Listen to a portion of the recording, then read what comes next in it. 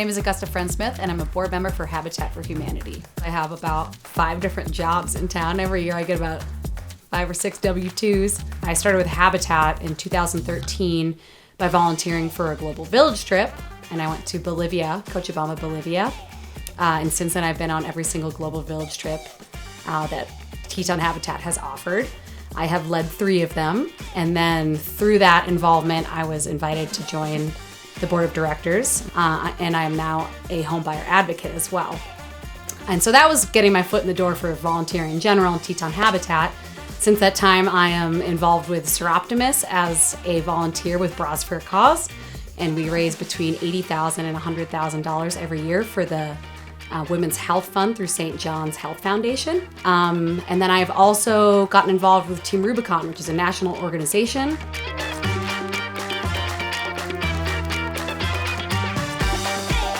I've got a husband, I got a dog, and I love to play outside. I love to create art, so it's really, I have to budget my time. A goal of mine has been to make the world a better place, and Teton County is one of my favorite corners of the world. I think there's no greater feeling in the world than working side by side with the receiving family and this incredible exchange that happens between volunteers and the homeowners.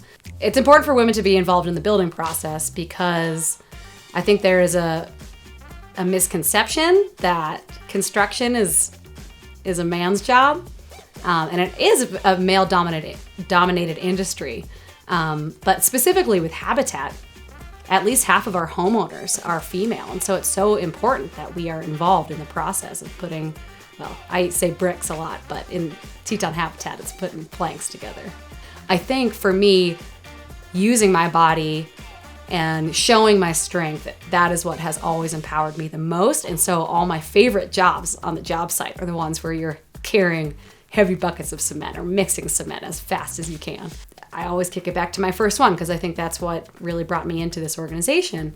And Paulino, who was a man who had bought his property 30 years prior and never had enough money to build the actual walls, and it had turned into the town dump. People just dumped their trash over the wall, and it was heartbreaking for him to see. And so for us to be there that week and to get the walls up was an incredibly powerful moment for him and his family. He had 3 generations living under one roof, and for 13 of us to be there and experience it with him was incredible. I think it's something that I work on myself constantly, is not being afraid to step outside of your comfort zone,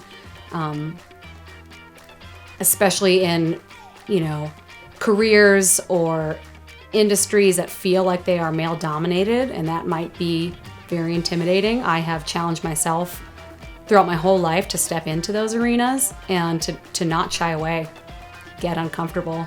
And in this town specifically, we have a female police chief, mayor, county commission chair, members of the town council, and then we have the community foundation, and the Teton County Public Health Department is completely run by women.